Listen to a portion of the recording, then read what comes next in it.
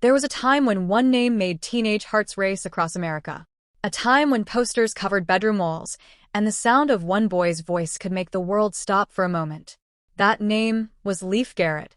He was the golden boy of the late 1970s, the dream every girl had, and the envy every boy felt.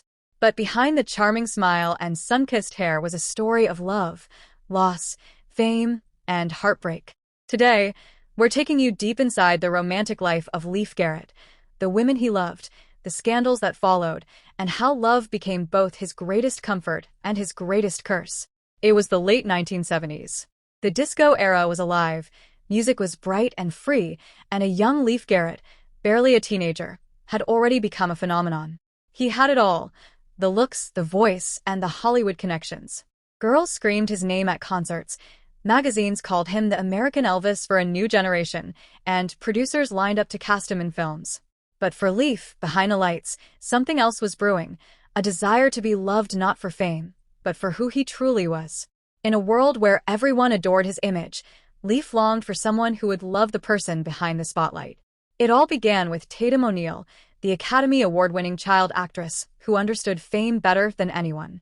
They met in the early 1980s, two young stars from Hollywood royalty, both searching for something real. At first, it was innocent, teenage laughter, secret phone calls, late-night drives through Los Angeles when no one was watching. But soon, the pressure of fame turned love into confusion. Leif once said, "Tatum was my first real love, but we were both too young and too wild to make it last." Their relationship burned bright and fast, full of youth, rebellion, and heartbreak. When they broke up, Leif was devastated. For the first time, the idol who had millions of fans cheering his name felt utterly alone. And loneliness would follow him for decades to come. After Tatum came Michelle Phillips, a name that carried history, singer, actress, and legendary beauty from the Mamas and the Papas. Michelle was older, wiser, and saw something fragile beneath Leif's charm. Their relationship raised eyebrows. Hollywood whispered. The media feasted on the scandal, the young idol and the older star. But Michelle, in her own words, said, "He had a vulnerability that made you want to protect him." For Leif, Michelle was more than a lover, she was a mentor. She taught him about the dark and light sides of Hollywood, the manipulation behind fame, and the price of chasing attention.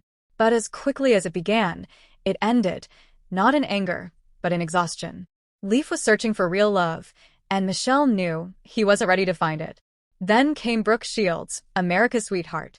She was young, graceful, and carried the kind of fame that matched Leif's perfectly. In 1979, the media painted them as the golden couple. But the truth? It was a short-lived spark, a Hollywood connection built more on image than intimacy.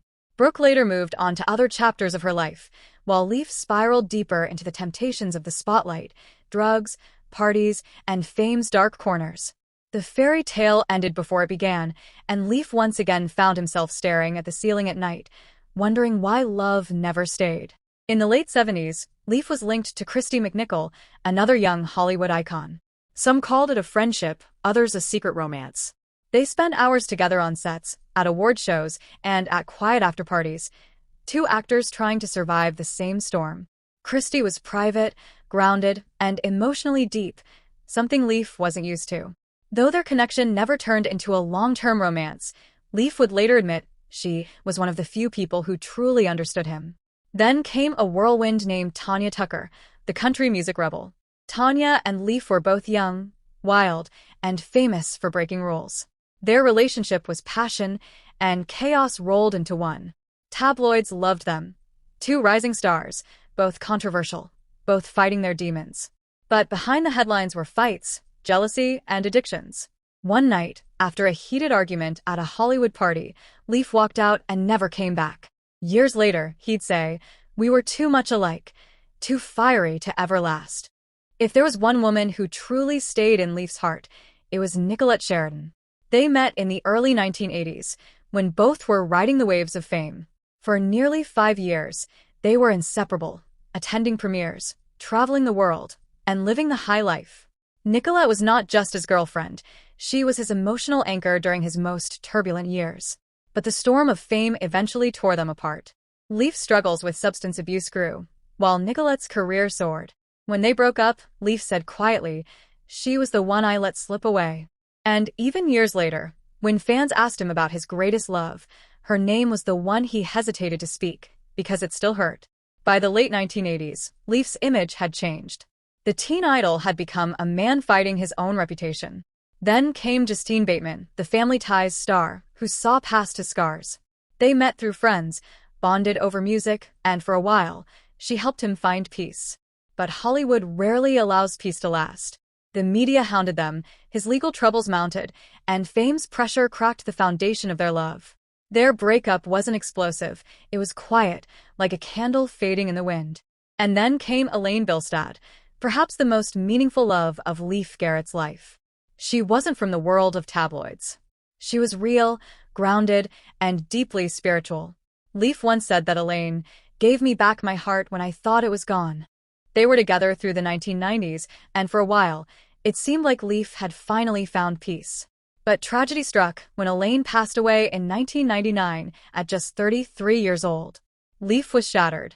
He withdrew from the public eye, haunted by loss. He later admitted, "After Elaine, I didn't know how to love again."